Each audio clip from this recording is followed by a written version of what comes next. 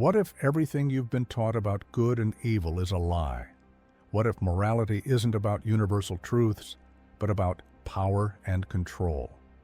What if the values we hold dear, like humility, kindness, and equality, aren't virtues at all, but tools used by the weak to overthrow the strong?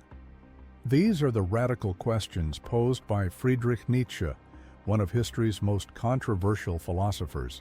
And today, we're diving into his explosive idea, master-slave morality. Friedrich Nietzsche was a 19th century German philosopher who challenged the foundations of traditional morality. He believed that what we call good and evil aren't absolute truths, but human inventions shaped by power struggles. In his book on the genealogy of morals, Nietzsche introduced the concept of master-slave morality.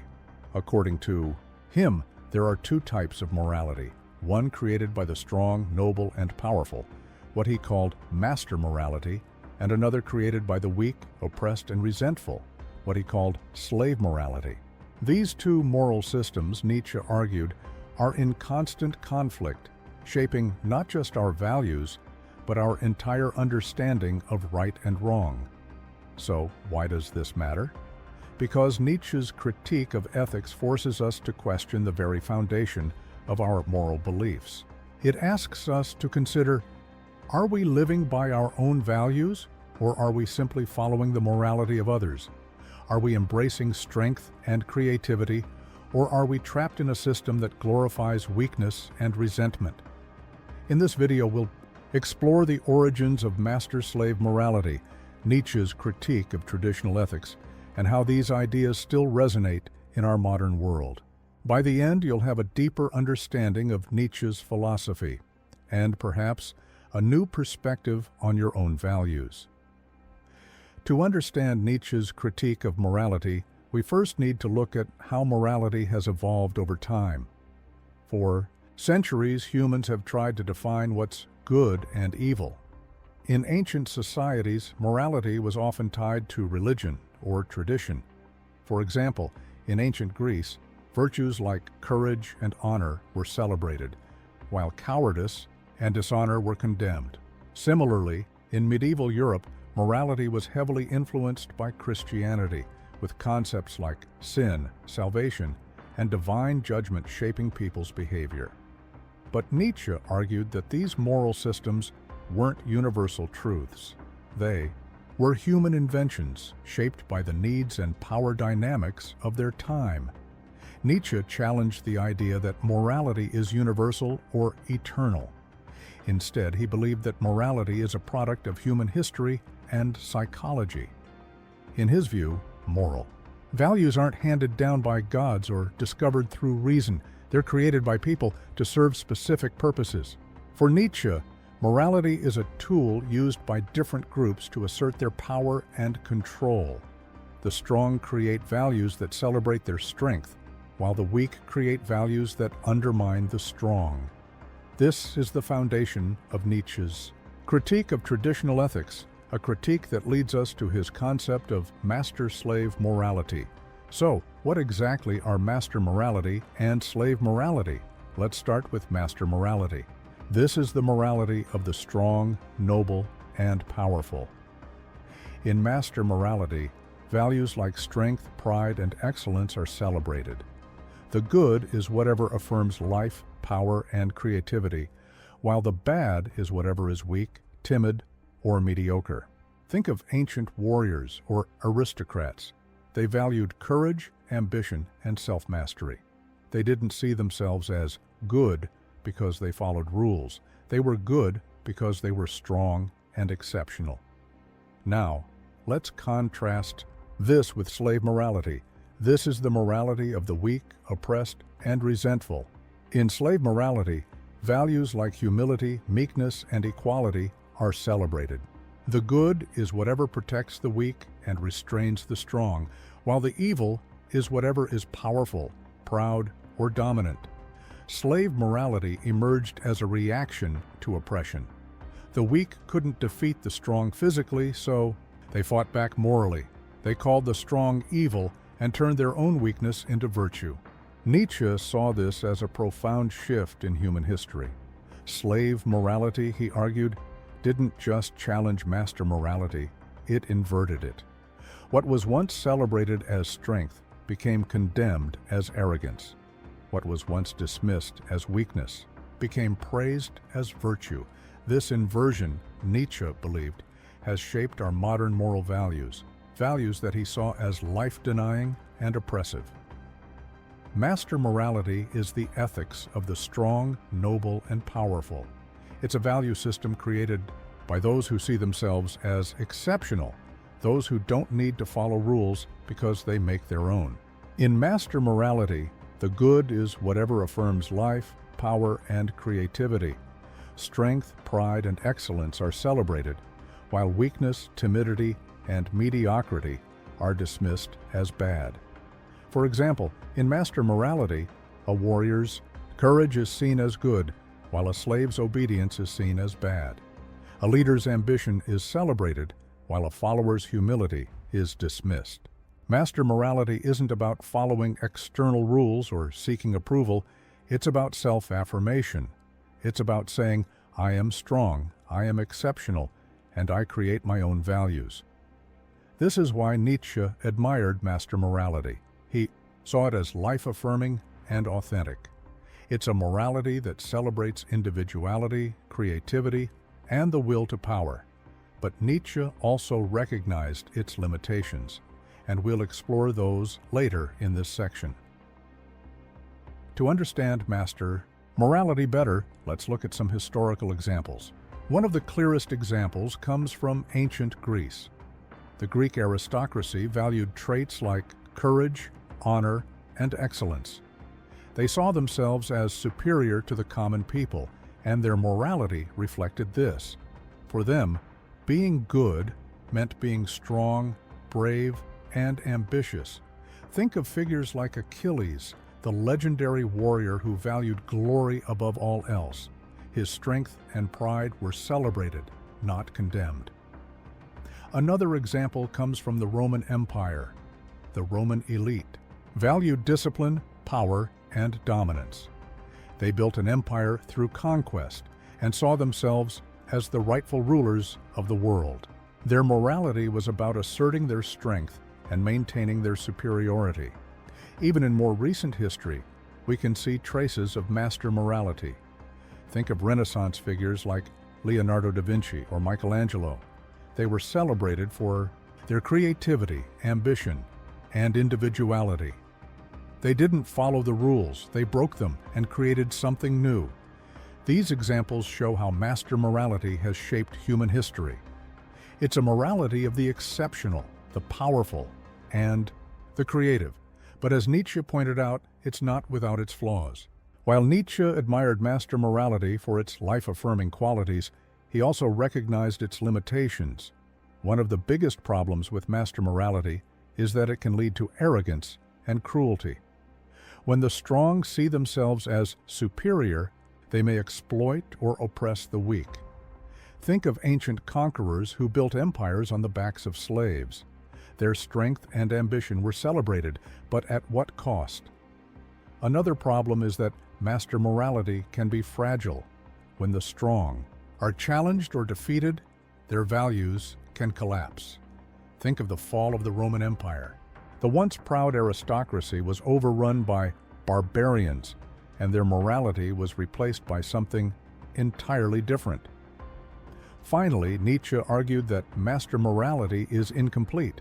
It celebrates strength and creativity, but it doesn't address the deeper questions of human existence. What happens when the strong face suffering, doubt, or despair? Master morality doesn't have an answer. This is why Nietzsche believed that master morality, while admirable, isn't enough. It needs to be balanced with something deeper, something that addresses the complexities of human life. And this brings us to slave morality, which we'll explore in the next section. Slave morality is the ethics of the weak, oppressed, and resentful. Unlike master morality, which celebrates strength and power, slave morality values humility, meekness, and equality. In slave morality, the good is whatever protects the weak and restrains the strong, while the evil is whatever is powerful, proud, or dominant. For example, in slave morality, a slave's obedience is seen as good, while a warrior's courage is seen as evil. A leader's ambition is condemned as arrogance, while a follower's humility is praised as virtue. Slave morality is a morality of reaction. It emerges as a response to oppression. The weak can't defeat the strong physically, so they fight back morally. They call the strong evil and turn their own weakness into virtue. This inversion of values is what Nietzsche found so fascinating and troubling. Slave morality doesn't just challenge master morality, it flips it on its head. What was once celebrated as strength becomes condemned as arrogance. What was once dismissed as weakness becomes praised as virtue. And this inversion, Nietzsche argued, has shaped our modern moral values. To understand slave morality better, let's look at some historical examples. One of the clearest examples comes from early Christianity. Christianity emerged as a religion of the oppressed, slaves, peasants, and outcasts. Its values reflected this.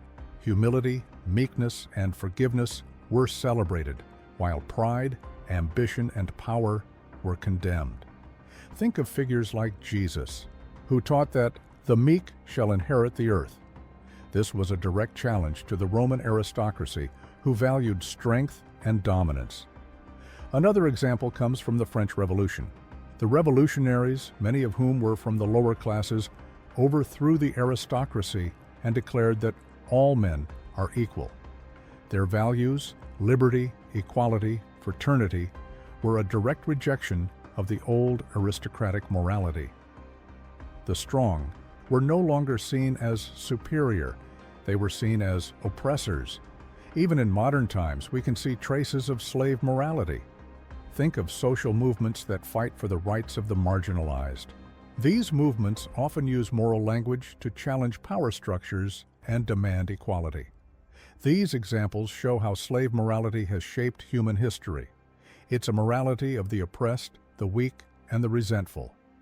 But as Nietzsche pointed out, it's not without its problems. While Nietzsche recognized the power of slave morality, he also saw it as deeply problematic.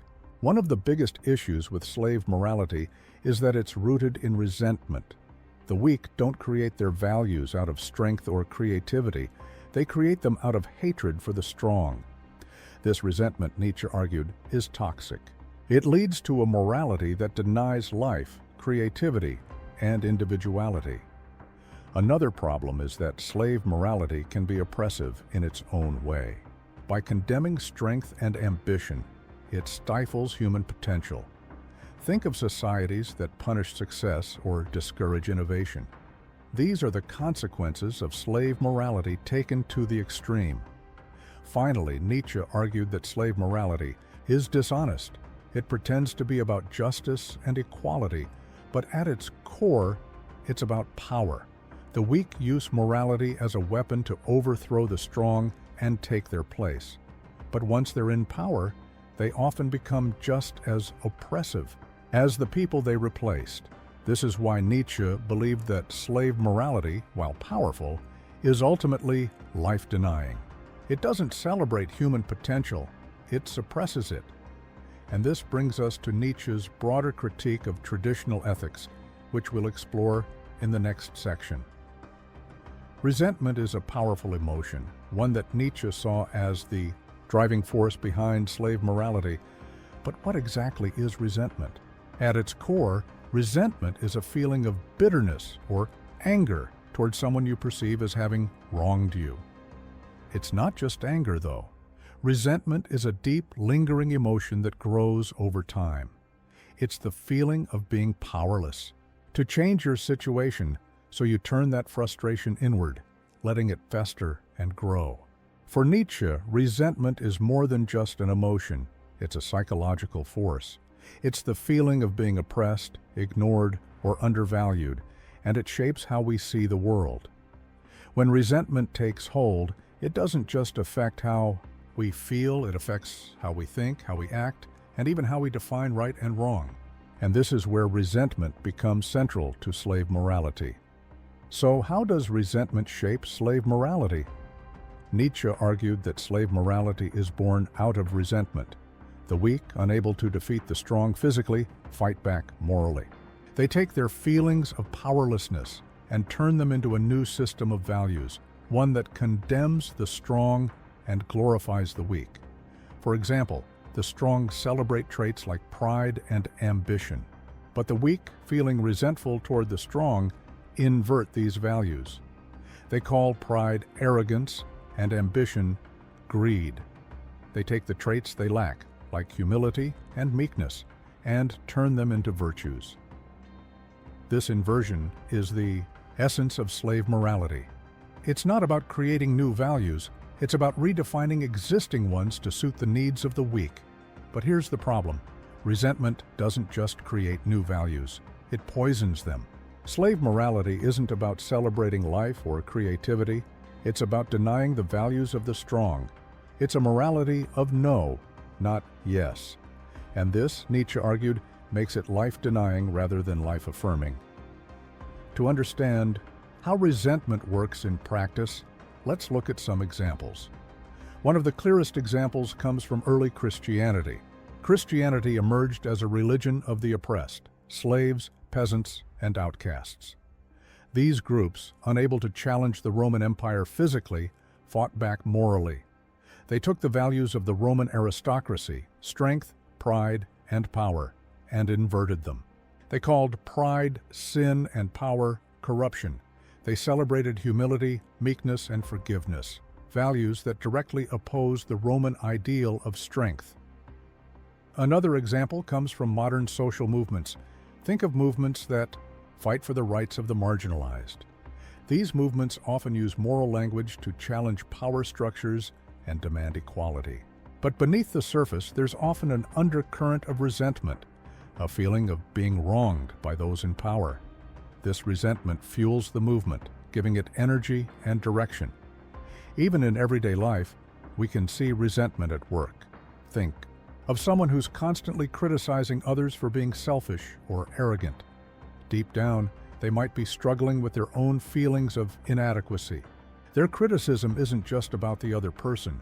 It's a way of coping with their own resentment. These examples show how resentment shapes slave morality. It's a powerful force, one that can inspire change, but also one that can poison our values and our relationships. And this is why Nietzsche saw resentment as both fascinating and dangerous. Nietzsche's critique of traditional ethics begins with a fundamental question: is morality universal?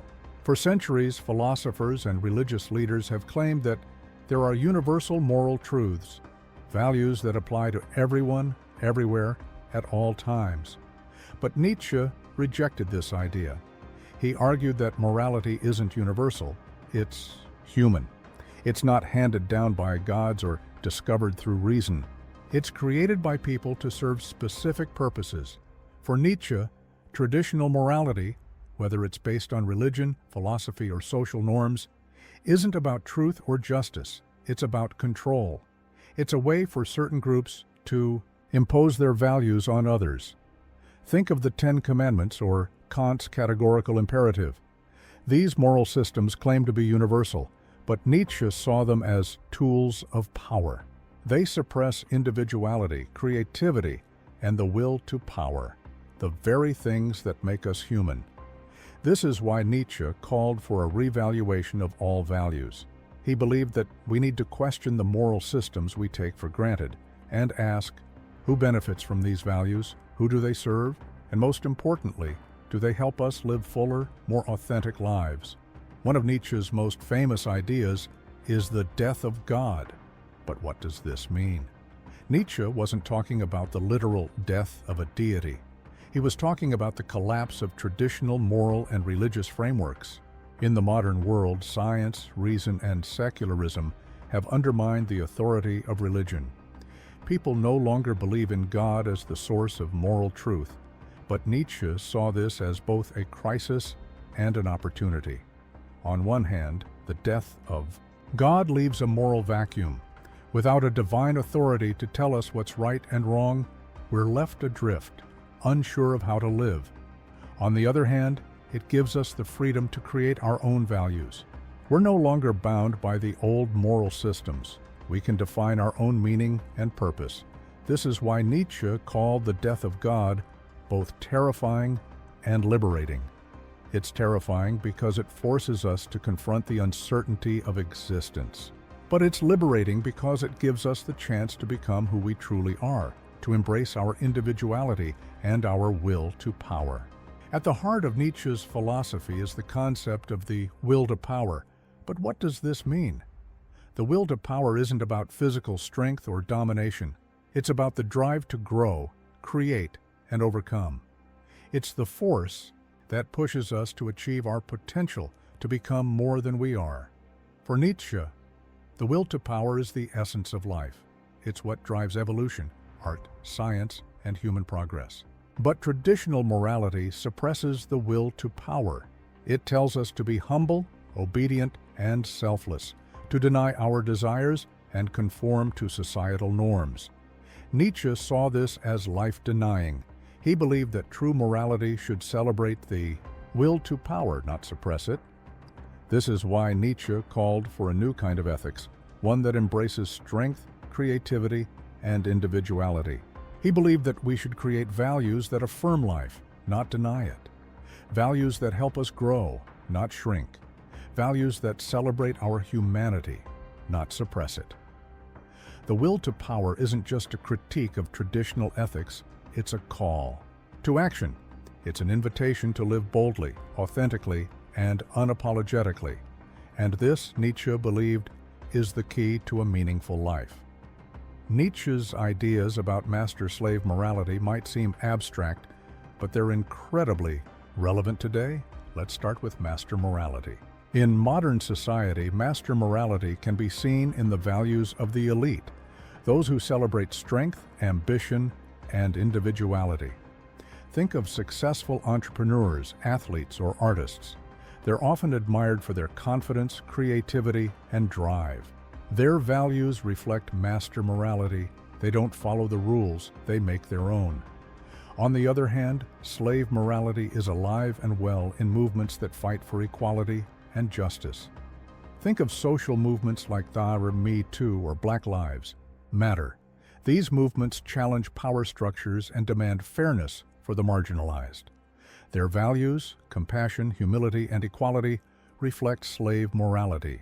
They invert the values of the powerful, calling out arrogance and privilege as evil and celebrating the struggles of the oppressed as good. Even in everyday life, we can see these moral systems at work. Think of how we judge people in positions of power. Do we admire their strength and ambition, or do we criticize them for being selfish and arrogant?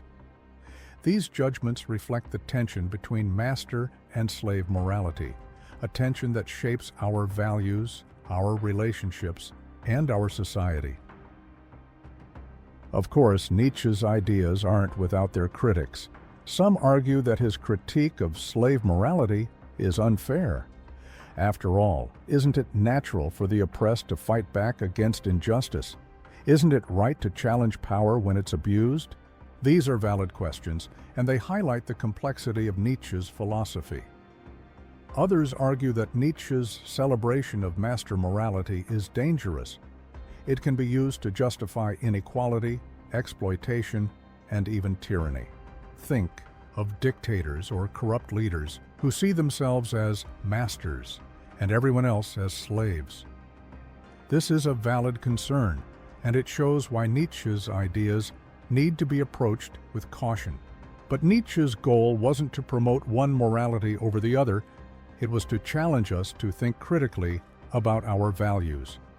He believed that both master and slave morality have their strengths and weaknesses, and that we need to find a balance between them. So why does Nietzsche's critique of morality matter today? Because it forces us to question the values we take for granted. It asks us to consider, are we living by our own values, Or are we simply following the morality of others? Are we embracing strength and creativity? Or are we trapped in a system that glorifies weakness and resentment? Nietzsche's ideas are especially relevant in a world that's increasingly divided. We live in a time of political polarization, social unrest, and cultural conflict. Master-slave morality helps us understand these divisions. It shows us how power shapes our values and how our values shape our world. But more than that, Nietzsche's philosophy is a call to action. It challenges us to create our own values, values that affirm life, celebrate individuality, and embrace the will to power. It's an invitation to live boldly, authentically, and unapologetically. And in a world that often feels chaotic and uncertain, that's a message we all need to hear. Let's take a moment to recap what we've covered. We started by exploring Nietzsche's concept of master-slave morality, the idea that morality isn't universal, but shaped by power dynamics. We looked at master morality, the ethics of the strong, and slave morality, the ethics of the weak. We discussed how resentment fuels slave morality and how Nietzsche critiqued traditional ethics for suppressing individuality and creativity. Finally, we explored how these ideas apply to modern society, from social movements to everyday life. Nietzsche's philosophy challenges us to question the values we take for granted. It asks us to consider, are we living by our own values, or are we simply following the morality of others? Are we embracing strength and creativity, or are we trapped in a system that glorifies weakness and resentment? Here's the truth. Nietzsche's critique of morality isn't just about philosophy, it's about life. It's about how we live, how we think, and how we relate to the world around us. It's a call to break free from the moral systems that hold us back and to create our own values, values that affirm life, celebrate individuality, and embrace the will to power. Nietzsche once said, "Become who you are." This is the essence of his philosophy. It's not about becoming someone else, it's about becoming fully yourself. It's about living boldly, authentically, and unapologetically. And in a world that often feels chaotic and uncertain, that's a message we all need to hear. So, what's your next step? Start by reflecting on your own values. Are they truly yours, or have they been shaped by others? Share your thoughts in the comments below. I'd love to hear your perspective. And if this video resonated with you, share it with someone who might benefit from it. Together we can create a community of growth, authenticity, and self-discovery. Thank you for watching, and remember, the journey to becoming who you are starts with a single step. Take that step today.